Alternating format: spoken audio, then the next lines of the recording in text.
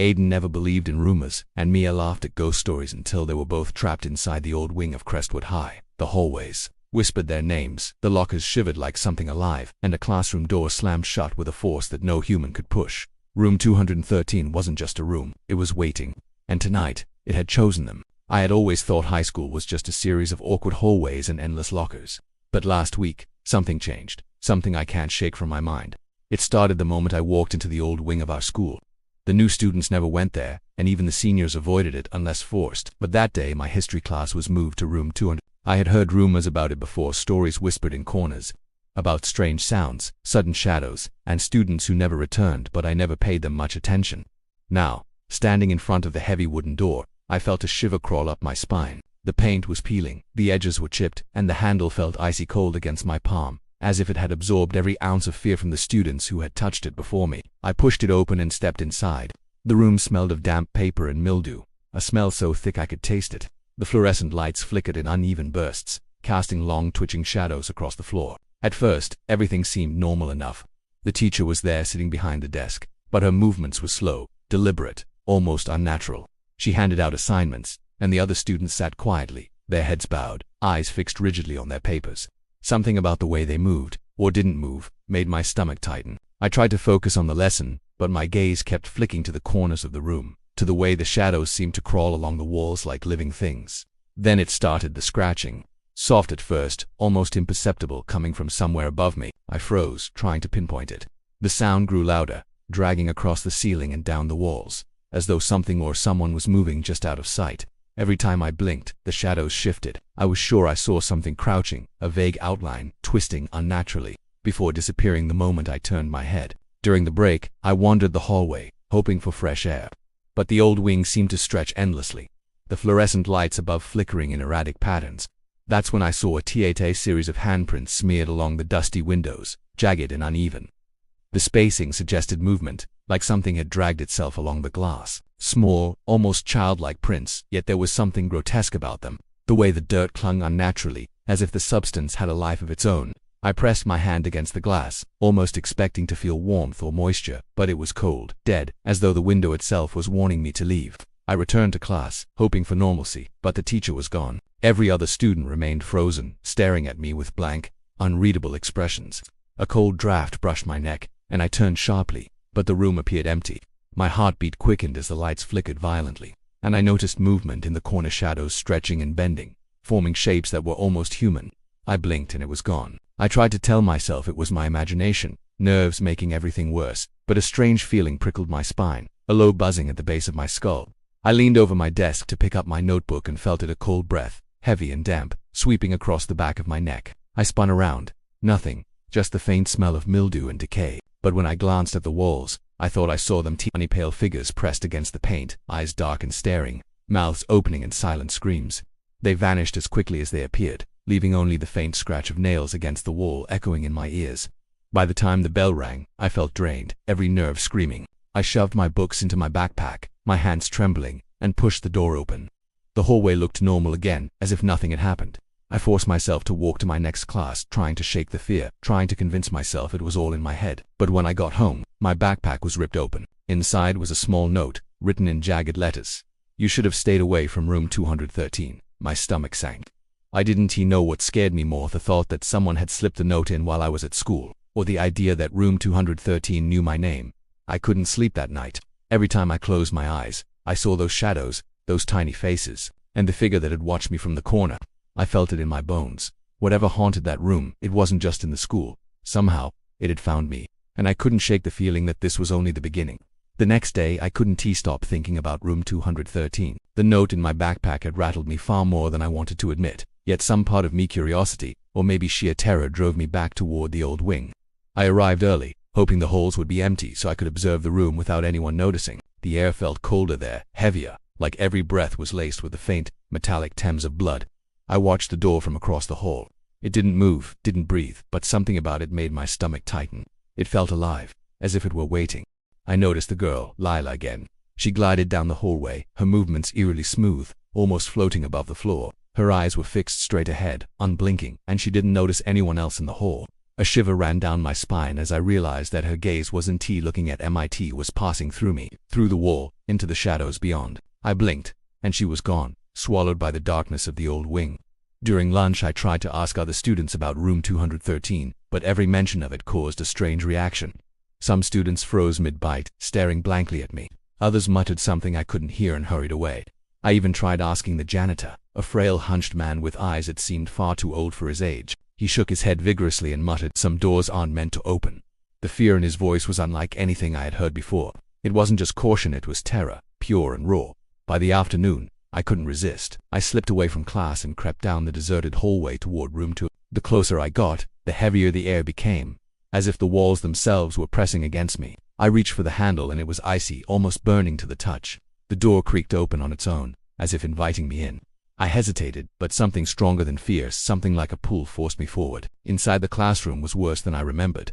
The smell of mildew and decay was stronger, mixed now with a coppery, metallic stench that made my stomach turn. The lights flickered, and shadows twisted across the walls like living things, crawling and stretching in impossible angles. I tried to convince myself it was just my imagination, but when I looked closer I saw movement in the corners, shapes that were almost human crouched there, but they twisted in ways that defied any normal anatomy. My eyes fell on the chalkboard. Words had appeared overnight, etched deep into the surface as if carved by claws. "We are still here. You are next." My chest tightened. I wanted to leave, to run as fast as I could, but the door slammed shut with a force that rattled the walls. I ran to it, yanking at the handle, but it wouldn't budge. My hand scraped against the paint, leaving small red streaks, but the door remained immovable. The scratching began again, louder this time, echoing from the ceiling, the floor, and the walls all at once. It wasn't random, it had a rhythm, deliberate, like something circling me, studying me. I backed away, trying to calm my racing heart, when I saw them. Tiny faces, pressed against the windows and walls, pale and wet-looking, their hollow eyes staring straight at me. Their mouths opened in silent screams, and I realized the faces were moving, shifting, crawling toward me along the surfaces, closer and closer. Panic surged through me. I pounded against the door, screaming in frustration and fear. The air grew colder, heavier, and a low humming filled my ears, vibrating inside my skull. Then I noticed the shadow in the corner, the same one I had glimpsed before, faceless, stretching taller, almost touching the ceiling. It was watching me, waiting, patient, like it knew I couldn't escape. I grabbed my backpack and threw it at the door. The impact made a hollow noise, and for a brief moment, I thought I saw a crack forming, but it vanished instantly. The shadows recoiled, only to advance again, faster this time. I felt a cold, wet brush against my arm and spun around, but there was nothing. Just the whisper of nails scratching against wood, the faint smell of rot filling my nose. Finally, I noticed a small window at the back of the room, partially covered with torn blinds. Without thinking, I rushed toward it, throwing myself against the glass. My hand slid across it, sticky with condensation that wasn't water. I could see the hallway outside, empty, but as I reached to push the window open, the shadows lunged. I ducked, barely avoiding a mass of writhing black forms, and in that instant, I realized I wasn't alone, not just in the room, but in the building itself. When the final bell rang, the lights flickered one last time. The shadows vanished, the scratching stopped, and the room fell silent. I stumbled out into the hallway, gasping, and the door to room 213 swung closed behind me as if nothing had happened. My classmates passed by, chatting and laughing, oblivious, unaware of what I had seen. But I knew better. I couldn't stop thinking about those faces pressed against the windows, the message on the chalkboard, the faceless shadow.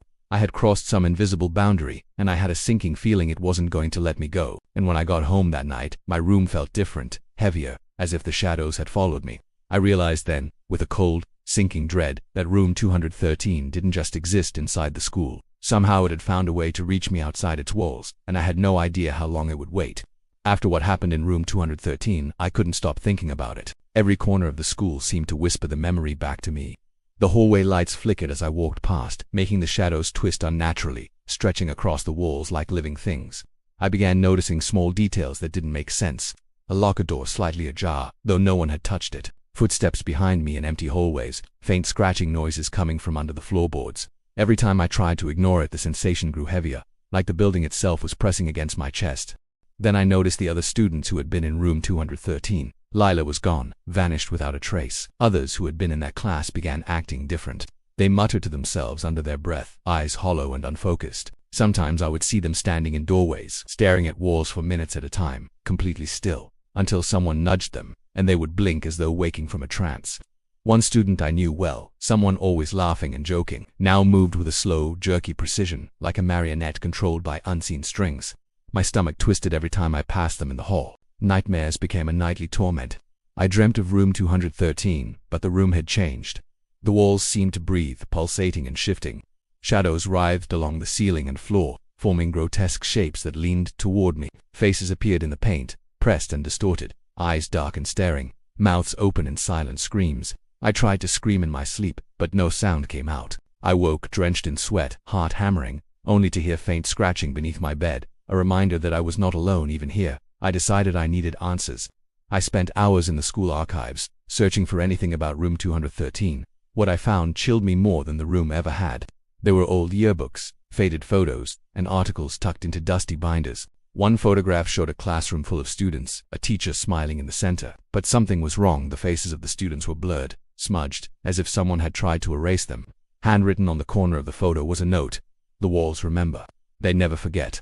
My hands shook as I stared at it, and I felt a cold shiver crawl up my spine. The next day I watched from a distance.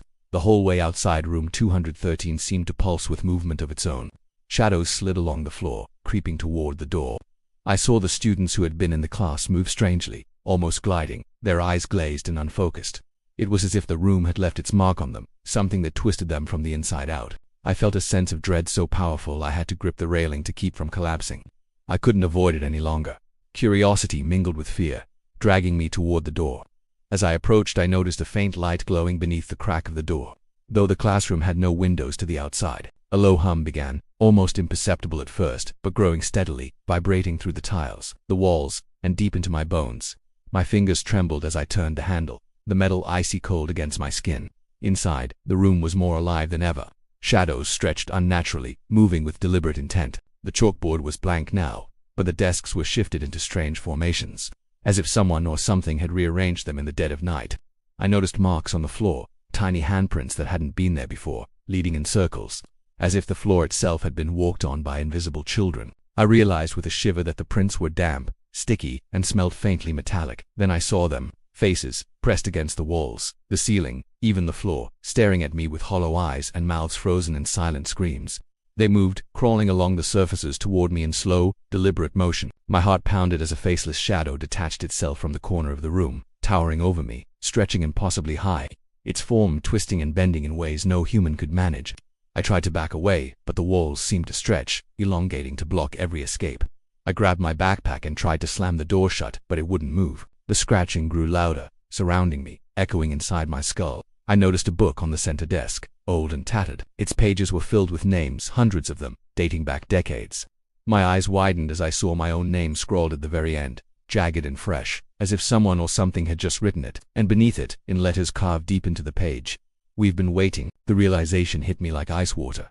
Room 213 wasn't just haunted, it wasn't just a place, it was alive. It remembered every student who had ever entered it, marked them, and now somehow it had marked me. I stumbled backward, tripping over the floorboards that seemed to writhe beneath me, and I ran out of the room, slamming the door behind me. The hallway outside was still, normal, silent, and empty, but I knew it wasn't over. The whispers, the scratching, the faces, they would follow me. They always did.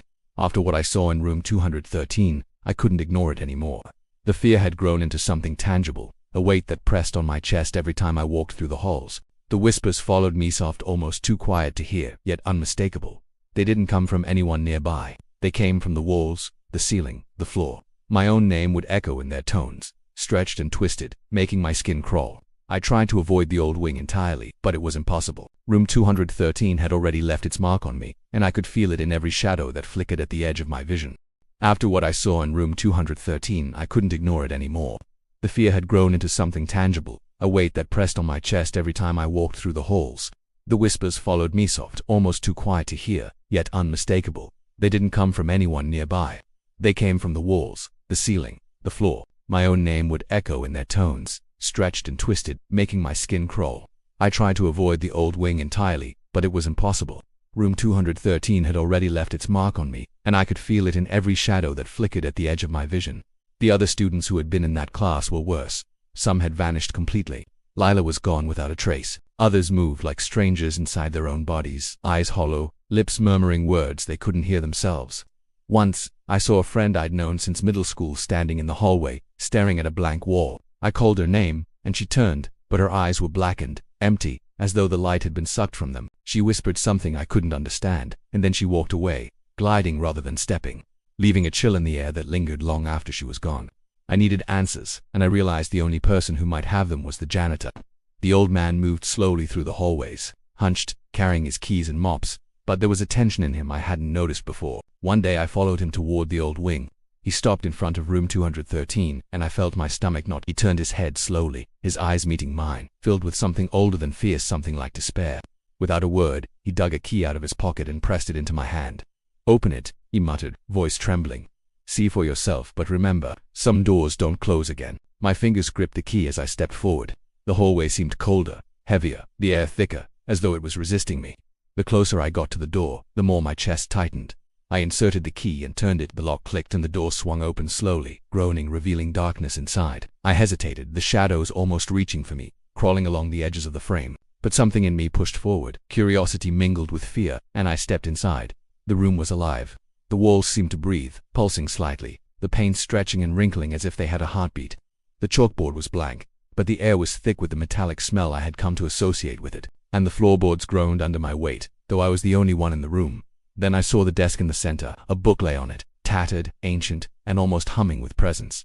I opened it, my hands trembling. The pages were filled with names, hundreds of them, some dating back decades. The ink was faded, but the names were clear, each one a record of someone who had entered this room and been claimed by it. My breath caught when I reached the end. The final entry was my name, jagged, freshly written. Beneath it, carved into the page in letters that seemed to shift and writhe before my eyes, were words that made my blood run cold. "We've been waiting." I dropped the book, stepping back, but the room didn't allow it. Shadows coalesced into shapes, faceless and stretching impossibly high, moving closer with deliberate intent.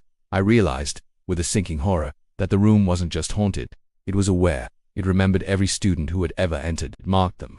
And now, somehow, it had marked me. The walls began to shift, breathing, expanding, the floor rippling beneath me. The whispering grew louder, voices overlapping, calling out names I didn't recognize, and then my own. I tried to run, but the door slammed shut with a deafening thud, the key falling uselessly to the floor. The shadows lunged, twisting around me, pressing in from every direction. I stumbled to the desk, grabbing the book again, feeling the pages almost burn my hands. The names writhed, stretching into letters that scrawled across the walls themselves. I ran to the corner, the faceless figure towering above me, its movements impossible, jerking and bending in ways that should not exist. My lungs burned as I pounded the walls, trying to escape, but the room itself seemed alive, shifting, trapping me in its heartbeat. The scratching became louder, frantic, surrounding me, echoing in my skull. I realized the truth in that instant. The room wasn't just a place, it was a predator, and I was prey. When the final bell rang, the room went silent, the shadows vanishing as if they had never existed. I stumbled out into the hallway, gasping, and the door swung closed behind me, leaving no sign of what had just occurred. My classmates passed by, chatting, laughing, oblivious, but I knew better. I could still feel the room's presence, lingering, following me. Every shadow, every corner, every flicker of light was a reminder.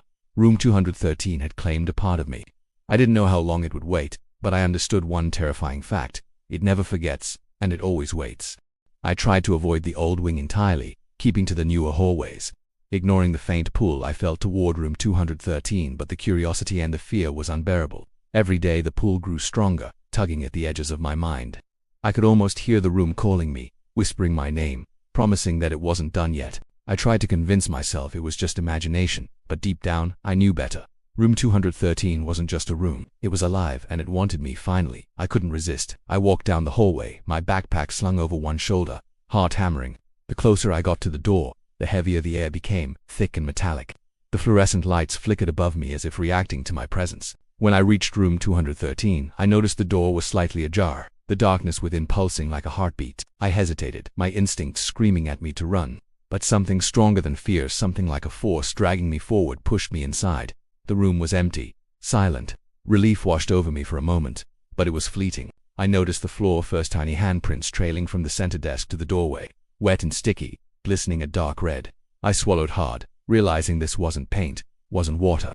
It was something alive, something that had been waiting for me. My eyes traveled to the chalkboard. Freshly scrawled letters formed a message I hadn't seen before. "You'll read next." Panic set in. I tried to run, but the door slammed shut behind me, throwing me into darkness. My flashlight flickered weakly, barely illuminating the room, but that was enough. The shadows had returned, crawling along the walls, the ceiling, the floor. I could feel them reaching for me, stretching impossibly high, bending and twisting in ways that defied logic. And then I saw them, dozens of faces pressed against the walls, the ceiling, and even the floor, their hollow eyes staring, mouths open in silent screams. They moved closer, slowly, deliberately, as if the entire room had become a single, living organism. I stumbled back toward the desk, desperate for anything, and my eyes fell on the book again. It lay open, though I hadn't touched it. Hundreds of names stared up at me from the pages, and my own name was there, written again in jagged letters, fresh and raw. Beneath it, the final line, "We have claimed you." My stomach turned, and I realized the terrifying truth. Room 213 didn't just mark its victims, it absorbed them, pulling them into itself until they became part of the room, part of its walls, its shadows, its whispers. I ran toward the back window, trying to escape, but the shadows lashed out. They twisted around me, pressing in from every side. My arms scraped against the walls, hands clutching at anything solid. But the room seemed to stretch endlessly, expanding, keeping me inside. The whispers grew louder, overlapping, echoing names from decades past, until I could no longer distinguish my own voice from theirs. And then, just as suddenly as it had begun, the room fell silent. I was back in the hallway, panting, sweating, shaking. The door to room 213 swung closed behind me. My classmates passed by, oblivious, laughing, unaware of the horror that had unfolded moments ago. I thought I had escaped. I thought it was over. But I knew the truth. I could feel it in the pit of my stomach, a gnawing certainty that wherever I went, whatever I did, the room was still with me, watching, waiting. That night, at home, I lay in bed trying to convince myself it had all been a nightmare. And then I heard its soft scratching beneath my window, slow, deliberate, like tiny nails dragging against the glass. My blood ran cold. I held my breath, straining to hear more. Then the whispers started again, faint but unmistakable. "You're next." I didn't sleep that night. I haven't slept since. Every flicker of shadow, every distant scrape or whisper, every hallway I pass in school reminds me that room 213 is no longer just a place. It has found me, embedded itself in my life, my mind, my very existence. And I know, deep down, that one day it will come for me completely. And when it does, I will vanish, another name added to the book. Another face pressed against the walls, swallowed by the darkness, waiting for the next student brave or foolish enough to enter room 213. Even now I feel it. Behind me in the corner of my room, a shadow stirs, darker than the night, longer than it should be. I don't dare look. I don't dare move. All I can do is wait, knowing that someday the walls will come for me. And maybe, by the time you hear this, they'll be waiting for you too.